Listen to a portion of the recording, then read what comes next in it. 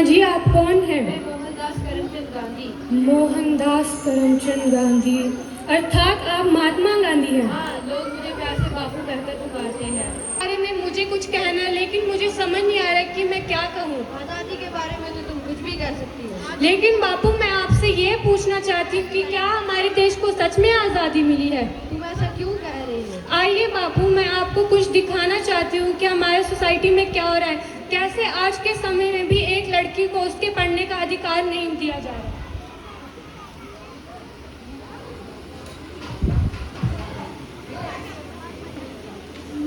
Mummy papa, मुझे आगे पढ़ने दो। मैं पढ़ना चाहती हूँ और अपने सपने पूरा करना चाहती हूँ और एक अच्छी डॉक्टर बनना चाहती हूँ। बेटा, इस संसार में एक लड़की को जितना पढ़ना लिखना होता है वो आपने कर लिया है। अब आप पढ़ने लिखने में उतना ध्यान नहीं दो, अब आप शादी में ध्यान दो।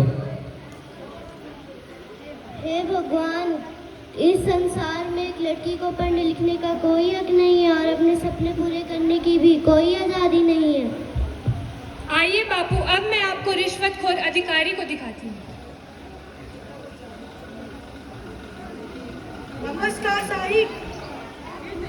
नमस्ते नमस्ते। साहिब, मैं कई दिनों से आपके ऑफिस के चक्कर लगा रहा हूँ। माइक नजदीक रखो, माइक नजदीक रखो। आप तो मेरे ऊपर मेहरबान होकर मेरा काम कर दीजिए। अरे भाई, तेरे से कितनी बार बोला है, तेरा काम बड़ा मुश्किल है और ऊपर से बड़े साहब भी मना कर रहे हैं और तू ये भी नहीं देता है। लेकिन साहिब, मेरे तो सभी कागज ठीक है, तो मैं रिश्वत दूंगा। अरे भाई, तेरे से जितना कहा गया उतना करो ना भाई। चलो, तुम्हारा काम नहीं होगा। हे ईश्वर, हमारे जैसे ईमानदार लोगों को कभी रिश्वतखोरों से आज़ादी मिले।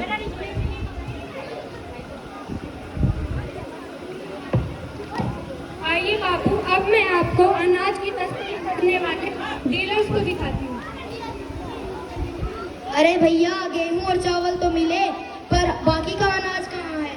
अरे भैया, आपको जल्दी आना चाहिए था ना, बाकी सामान तो खत्म हो गया है। अरे भैया, आपने कल ही तो सामान देना शुरू किया था, फिर खत्म कैसे हो गया? पीछे से ही कम सामान आया है, इसमें हम क्या कर सकते हैं? अरे भैया, निकलो यहाँ से, और लोग भी लाइन में लगे हैं। अगर आपको कोई शिकायत है तो बड़े अधिकारी के पास जाओ। हे भगवान, घर में खाना भी अन्न का नहीं है, मैं अपने बच्चों को क्या खिलाऊंगा? हे ऊपर वाले, हम गरीबों को इन अनाज की तस्करी करने वाले लोगों से कब आज़ादी मिलेगी?